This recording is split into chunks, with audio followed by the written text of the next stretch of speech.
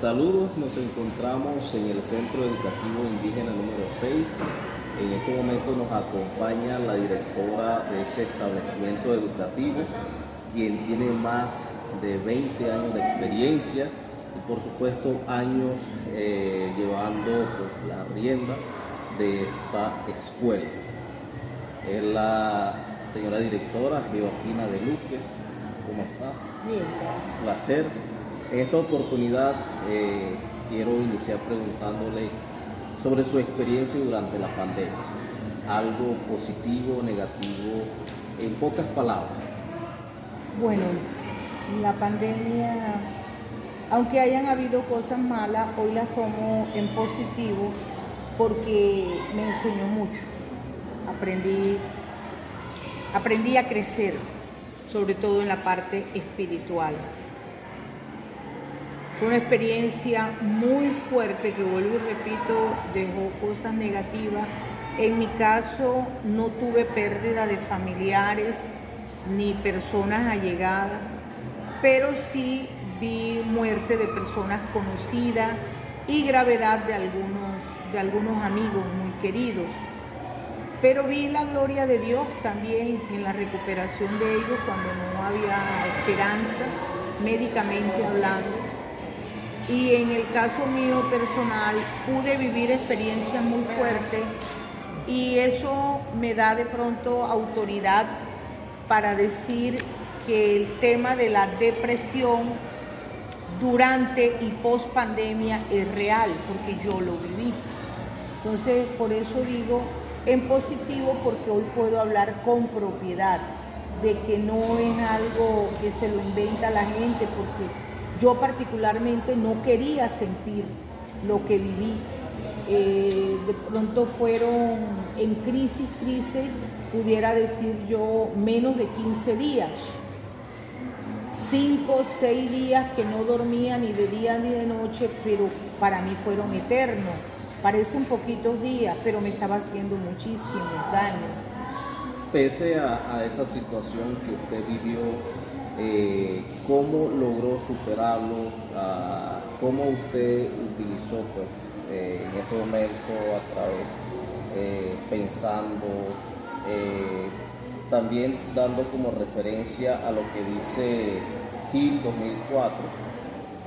Dice, el hombre es un ser holístico, dotado de cualidades extraordinarias, encontrando su esencia en su propio espíritu que representa el lado más humano del ser. Entonces, con base a lo que usted plantea, nosotros entendemos que la depresión uno lo vive porque uno observa situaciones negativas y cuando uno observa situaciones negativas eso va a la mente.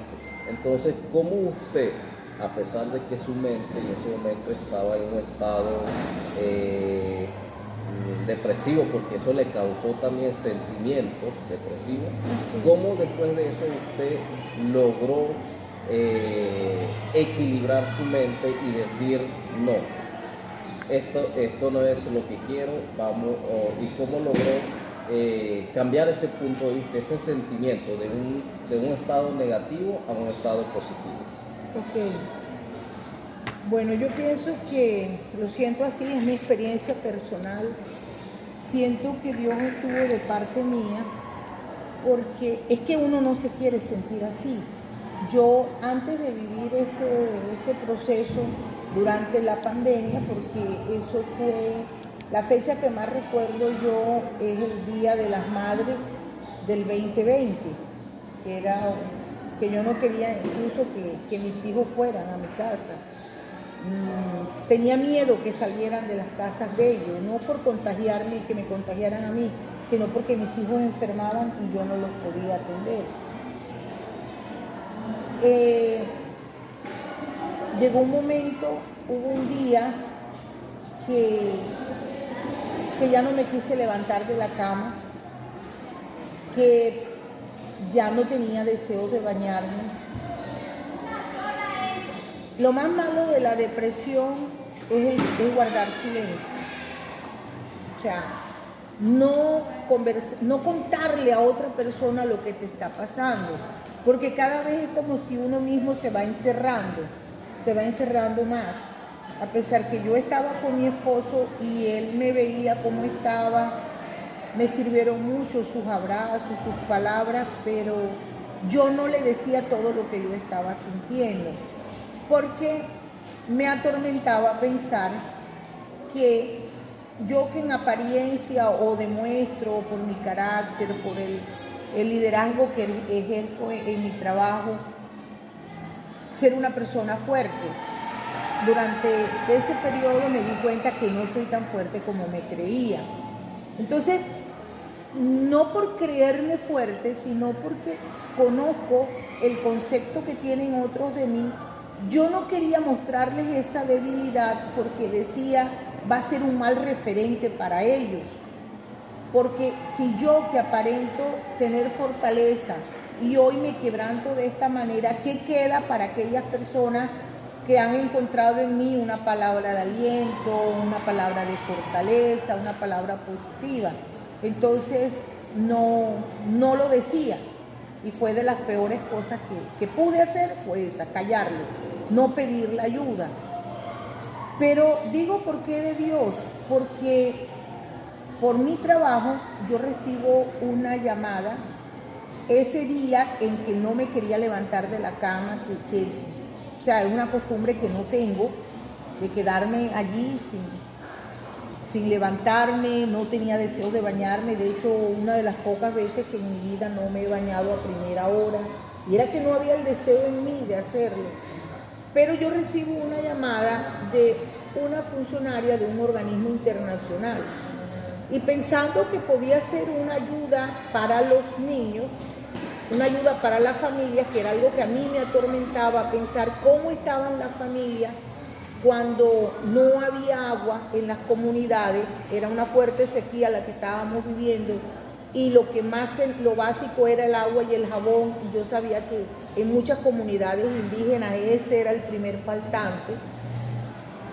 Cuando esta muchacha me llama, yo creo que por ahí puede venir una ayuda, y por eso contesté la llamada.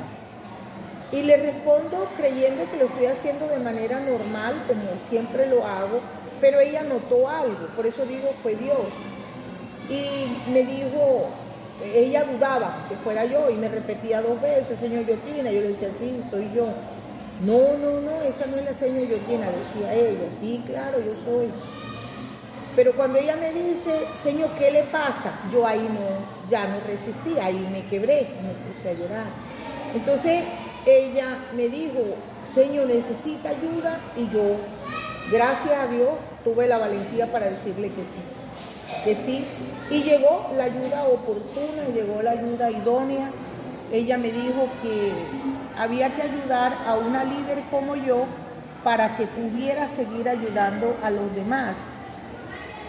Y a las 2 o 3 horas me llamó esta persona, hizo una terapia conmigo, que me decía que ella nunca había hecho una terapia por teléfono, que no sabía si eso iba a dar los resultados, pero que lo intentáramos. ¿Por qué la espiritualidad?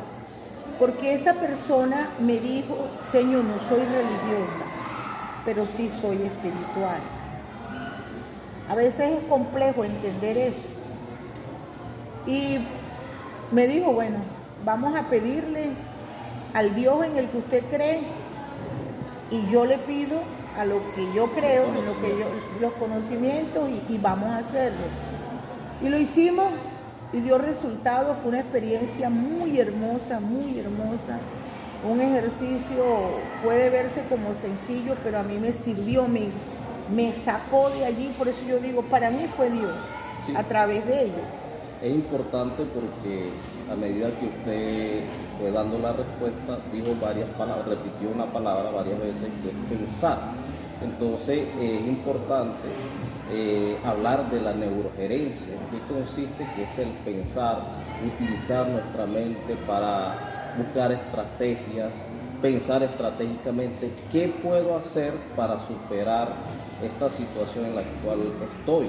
Entonces hay que entender también que Georgina, además de ser líder, además de asumir una gerencia en la parte educativa, es una persona, Así es. tiene unos sentimientos, pero por ser una persona también ve, sabe que a su alrededor hay otras personas que la ven como que lo que se dice las neuronas espejo.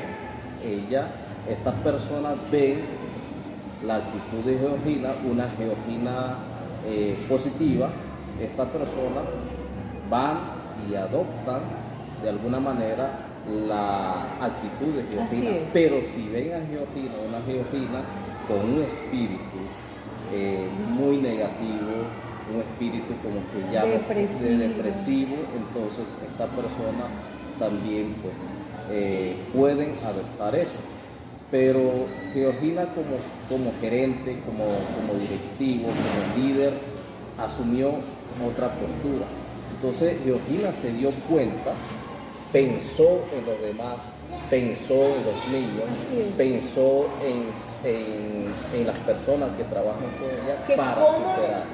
¿Cómo les podía impactar? Sí, porque muy consciente de eso, de lo que has dicho, muy consciente de que he sido referente para cosas buenas. Hay personas que me han dicho que yo he sido su mentora, que yo he sido quien les ha motivado a hacer algo, a salir adelante. Entonces mi preocupación era esa. En este estado voy a transmitir lo que yo no quiero. Sí, indiscutiblemente, tienes razón. Hay unos elementos de la espiritualidad. Usted nos puede decir unas palabritas sobre cada elemento, yo le voy diciendo, por lo menos la fe. ¿Qué nos puede decir sobre la fe? ¿Por qué es importante la fe? Porque alimenta la esperanza. ¿Okay? Sueños. Ay, por Dios. Los sueños. Los sueños dan ganas de vivir. El sueño motiva a vivir buscando un ideal aunque no se alcance, pero el sueño me mantiene vivo. Palabra. La palabra. ¿Cómo define la sueño? Hay otro punto que son las dimensiones de la espiritualidad. Le leo la primera. Dice: dimensión personal implica comunicarse con uno mismo entrando en contacto con el yo. ¿Qué puede decir usted sobre esta dimensión personal? El yo es el consciente. Me conozco. Es importante conocerse, es importante autoevaluarse. Y conocer dónde están mis límites para no sobrepasarlos. Conocer también mis debilidades para evitar situaciones que me lleven a un punto de debilidad, a un punto de flaqueza. Dimensión social, la relación con los demás, con el entorno, es sumamente importante, porque de nada serviría conocerme a mí misma en mi caso, pero luego, por ser un ser humano sociable por naturaleza, si no interactúo con los demás y no lo hago de manera armónica, no va a haber una sana convivencia, ni para el otro ni para mí. Dimensión teológica, creencia. Bueno, hoy día se discute mucho sobre este tema, pero yo considero muy respetuosamente que el ser humano necesita creer en alguien superior a él, porque es lo que nos pone límite. Ese temor a un ser superior, algunos dicen que es la misma moral, es lo que nos pone los límites para no vivir de manera desaforada. Es decir, para mí es muy, muy importante, muy necesario. Ok, entonces, en conclusión, podemos decir que el hombre es un ser holístico, porque es un todo, es un todo, además de ser un ser que piensa, es un ser que siente, es un ser que necesita relacionarse, es un ser que necesita interactuar además con el medio, con la naturaleza. Entonces usted está de acuerdo con la teoría de Hill, donde dice que la espiritualidad también es lo que marca el hombre para llevar a cabo una función dentro de un entorno, dentro de un contexto donde él se está desenvolviendo. Por supuesto que sí, muy de acuerdo con esa teoría. Considero que es así, porque es que no solamente somos carne, no solamente somos un cuerpo pensante, como dice él. Hay unos sentimientos que van mucho más allá de las emociones, mucho más allá de las emociones y sus sentimientos, y es donde yo miro allí la espiritualidad. No puedo ver un ser humano netamente como el trabajador, como la persona que ejecuta desde mi campo, como administradora, como gerente de un establecimiento educativo, a esa persona como el que presta los servicios, sea como docente orientador, bien sea como coordinador de servicios generales a nuestros estudiantes, con un rótulo por el oficio que hace. No, mucho más allá hay un ser muy complejo que dice uno, yo prefiero hablar entonces del ser humano. El ser humano donde convergen todos estos aspectos. No es el hombre, no es la mujer, no es el ser vivo, no, es el ser humano.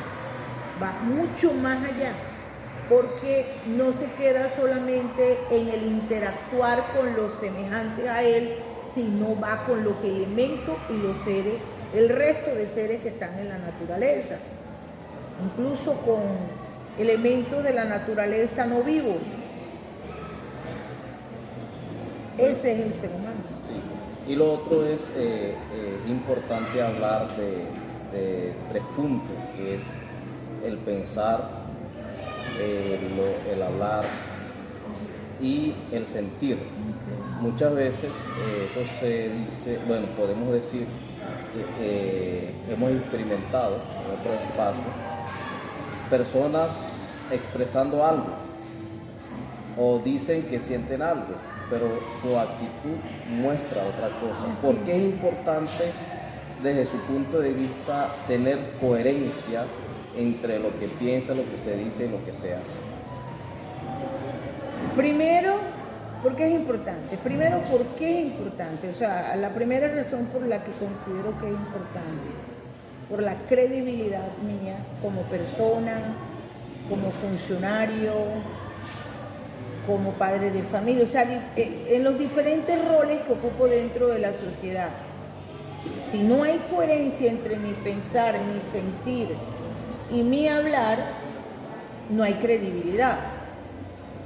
Y no es tan grave para que el otro lo vea, sino lo que yo siento. Pienso que uno de los grandes complejos del ser humano es precisamente la incoherencia en esos 3 aspectos. No tanto lo que se genera con el otro, sino conmigo mismo. Quiero hacer esto, quiero demostrar que te amo, pero con mis acciones estoy diciendo lo contrario. Pero lo peor es entonces el sentimiento que me queda a mí, que no estoy siendo capaz de demostrar lo que yo sí estoy sintiendo. Sí te amo, pero no alcanzo a demostrártelo. O mis acciones demuestran todo lo contrario. Lo peor es cómo me siento con eso. Entonces, más que el daño sea para el otro, es para mí mismo. Ahí la importancia para mí. Más que la credibilidad, el sentirme bien con lo que estoy haciendo. Soy coherente entre lo que digo, lo que hago y lo que pienso. Tengo tranquilidad, tengo paz con el universo. Pero si no, yo no creo que se pueda conciliar el sueño. No creo. Bueno, agradecido con la señora Giorgina de Luques por esta oportunidad de estar aquí en el establecimiento educativo. Gracias al doctor Martín Leal, quien es docente de Ciencias Gerenciales. Gracias, señor Giorgina. A usted, gracias.